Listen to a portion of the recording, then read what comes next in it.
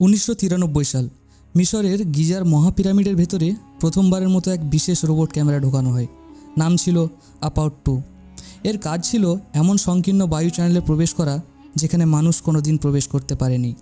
দীর্ঘ অন্ধকার করিডোর পেরিয়ে যখন ক্যামেরা এগিয়ে চলল, হঠাৎ সামনে দেখা গেল ছোট পাথরের দরজা, যাতে লাগানো ছিল দুটো ধাতব হাতল। সেই দরজার উপরে কী আছে তা আজও রহস্য। গবেষকরা বলেছিলেন হয়তো ওটার ওপাশে আছে আরেকটি গোপন কক্ষ, কিংবা বহু সহস্র বছর ধরে অজানা কোনো বার্তা। এই আবিষ্কার মুহূর্তেই বিশ্বজুড়ে আলোড়ন তুলেছিল। প্রশ্ন জেগেছিল, প্রাচীন মিশরীয়রা কেন এই অদ্ভুত গোপন কক্ষ তৈরি করেছিলেন? আর এই রহস্যের সূত্র ধরেই আবার শুরু হয়েছিল নতুন বিতর্ক। এমন স্থাপত্য কি কেবল মানুষ বানিয়েছিল, নাকি এখানে জড়িয়ে আছে ভিনগ্রহীদের কোনো ছোঁয়া? গিজার পিরামিড কেবল পাথরের স্তূপ নয়, এগুলো হলো পৃথিবীর ইতিহাসের অন্যতম শ্রেষ্ঠ স্থাপত্য কীর্তি, যা হাজার হাজার বছর ধরে বিজ্ঞানী, প্রত্নতাত্ত্বিক আর ইতিহাসবিদদের বিস্ময়ে ডুবিয়ে রেখেছে। প্রায় 4500 বছর আগে ফেরাউন কুফুর সময় নির্মিত এই মহাপিরামিড একসময় ছিল পৃথিবীর সর্বোচ্চ মানব নির্মিত স্থাপনা। উচ্চতায় প্রায় 146 মিটার। অদ্ভুত বিষয় হলো, এত বিশাল স্থাপত্য আজকের আধুনিক যন্ত্রপাতি ছাড়াই নির্মিত হয়েছিল। পাথরের ব্লকগুলো প্রতিটি ওজন 2 থেকে 80 টনের মধ্যে। প্রশ্ন হলো, কিভাবে প্রাচীন মিশরীয়রা এত নিখুঁতভাবে এগুলো স্থাপন করেছিলেন? ইতিহাসবিদদের মতে পিরামিড ছিল ফেরাউনদের সমাধি। কুফু চেয়েছিলেন তার আত্মা দেবতার সঙ্গে যুক্ত হয়ে অমরত্ব লাভ করুক, আর এজন্যই নির্মিত হয়েছিল এই বিশাল সমাধি। কিন্তু সমস্যা হলো, পিরামিডের ভেতরে এখন পর্যন্ত ফেরাউনের কোনো দেহাবশেষ পাওয়া যায়নি। বিভিন্ন কক্ষে আবিষ্কৃত হয়েছে শূন্য সার্কোফাগাস। প্রত্নতাত্ত্বিকদের একাংশ বলেন হয়তো কবর চুরি হয়েছে, আবার অন্যরা মনে করেন আসল উদ্দেশ্য সমাধি নয়, বরং ভিন্ন কিছু। এখানেই ভিনগ্রহীদের প্রসঙ্গ আসতে শুরু করে।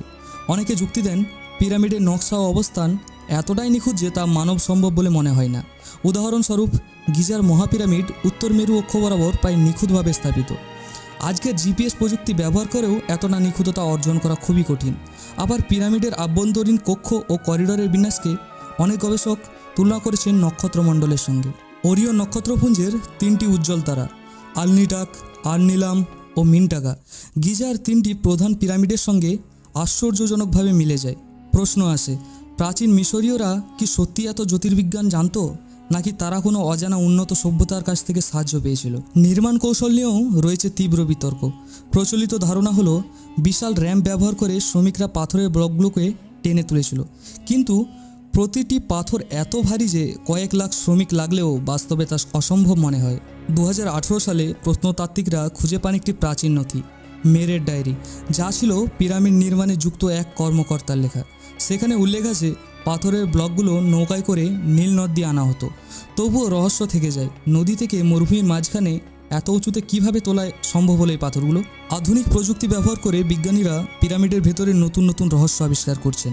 2017 সালে জাপান ও ফ্রান্সের একদল গবেষক মিওয়ান টেমোগ্রাফি নামক প্রযুক্তি ব্যবহার করে আবিষ্কার করেন পিরামিডের ভেতরে রয়েছে একটি বিশাল শূন্য কক্ষ, যা আগে কখনো কারো চোখে পড়েনি। এটি প্রায় 30 মিটার লম্বা, আর এখনও জানা যায়নি এর ভেতরে কী আছে। এটি আবার ভিনগ্রহী তত্ত্বকে উস্কে দেয়, কেননা এত নিখুঁত কাঠামোর ভেতরে লুকানো থাকবে এমন অচেনা কক্ষ, এর ব্যাখ্যা কিন্তু সহজ নয়। ভিনগ্রহীদের পক্ষে অন্যতম যুক্তি হলো পাথর কাটা ও জোড়া দেওয়ার নিখুঁততা। অনেক ব্লকের ফাঁকে এতটুকুও ফাঁক নেই যেখানে একটি ব্লেডও ঢোকানো যাবে। আধুনিক লেজার কাটিং প্রযুক্তির মতো এত নিখুঁত এ কাজ প্রাচীন মানুষ কিভাবে করলো, এ প্রশ্নের উত্তর এখনও অমীমাংসিত। আবার কিছু প্রত্নতাত্ত্বিক দাবি করেন পিরামিড আসলে কোনো সমাধিই নয়, বরং শক্তি উৎপাদনের কেন্দ্র ছিল। যুক্তরাষ্ট্রের বিজ্ঞানী ক্রিস্টোফার ডান একে পাওয়ার প্ল্যান্ট থিওরি নামে ব্যাখ্যা করেন। তার মতে আভ্যন্তরীণ করিডোর ও চেম্বারগুলো এমনভাবে নির্মিত যাতে জল আর কম্পন ব্যবহার করে শক্তি উৎপাদন করা সম্ভব ছিল। এই ধারণা বিতর্কিত হলেও প্রশ্ন তো রয়েই যায়, কেন প্রাচীন মিশরীয়রা এমন জটিল গঠন তৈরি করেছিল? এখন আসি ভিনগ্রহীদের প্রসঙ্গে। সারা পৃথিবীতে অনেক প্রাচীন স্থাপত্য রয়েছে, স্টোনহেঞ্জ, নাজকা লাইন্স, টিওয়াতিহুয়াকান, যেগুলো একইভাবে আকাশপানে মুখ করে আছে। এক আশ্চর্য মিল রয়েছে, যেন এই সব স্থাপত্য কোনো মহাজাগতিক নকশার অংশ। ভিনগ্রহী গবেষকরা দাবি করেন প্রাচীনকালে কোনো এক সময় ভিনগ্রহী প্রাণীরা পৃথিবীতে এসেছিল এবং মানুষকে শিক্ষা দিয়েছিল উন্নত স্থাপত্য ও জ্যোতির্বিদ্যার কৌশল। এর প্রমাণ হিসেবে তারা তুলে ধরেন মিশরের পুরনো শিলালিপি ও হাইরোগ্লিফিক, যেখানে কখনো কখনো দেখা যায় অদ্ভুত আকারের উড়ন্ত যান বা অমানবীয় আকৃতির চিত্র। তবে ইতিহাসবিদদের একাংশ এসব দাবিকে সন্দেহের চোখে দেখে। তাদের মতে মিশরীয়রা দক্ষ প্রকৌশলী ও জ্যোতির্বিজ্ঞানী ছিল। কিন্তু প্রশ্ন রয়ে যায়, আজকের প্রযুক্তি ব্যবহার করেও পিরামিড পুনর্নির্মাণ করা প্রায় অসম্ভব। যদি মানুষই একমাত্র নির্মাতা হয়, তবে তারা কিভাবে অর্জন করেছিল এত উন্নত জ্ঞান?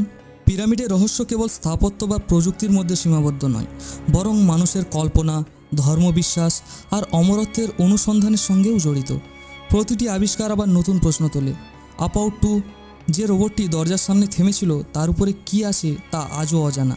মিওন টেমোগ্রাফিতে ধরা পড়া গোপন কক্ষের ভেতরে কী রহস্য লুকিয়ে আছে, সেটিও এখন রহস্য। হয়তো ভবিষ্যতের গবেষণা আমাদের এসবের উত্তর দেবে, কিন্তু ততদিন পর্যন্ত পিরামিড থাকবে এক অমীমাংসিত ধাঁধা। এটি কি কেবল মানুষের শ্রম ও প্রতিভার ফল, নাকি এর পেছনে সত্যিই আছে কোনো ভিনগ্রহী সভ্যতার ছাপ? এই প্রশ্ন আজও আমাদের টেনে নিয়ে যায় হাজার হাজার বছরের অন্ধকারে। আর সেই অজানা অন্ধকারই পিরামিডকে করে তুলেছে বিশ্বের সবচেয়ে রহস্যময় আশ্চর্য। তো বন্ধুরা, আজকে এই পর্যন্তই আমার প্রতিবেদন। আপনাদের যদি আমার প্রতিবেদন বা উপস্থাপনা ভালো লাগে, তাহলে অবশ্যই আমার চ্যানেলটিকে সাবস্ক্রাইব করে পাশে থাকা বেল আইকনটি প্রেস করে দিন। প্রতিটি গল্প এক টুকরো সত্য, আর প্রতিটি সাবস্ক্রাইব এক নতুন গল্পের শুরু। ধন্যবাদ, নমস্কার, জয় হিন্দ।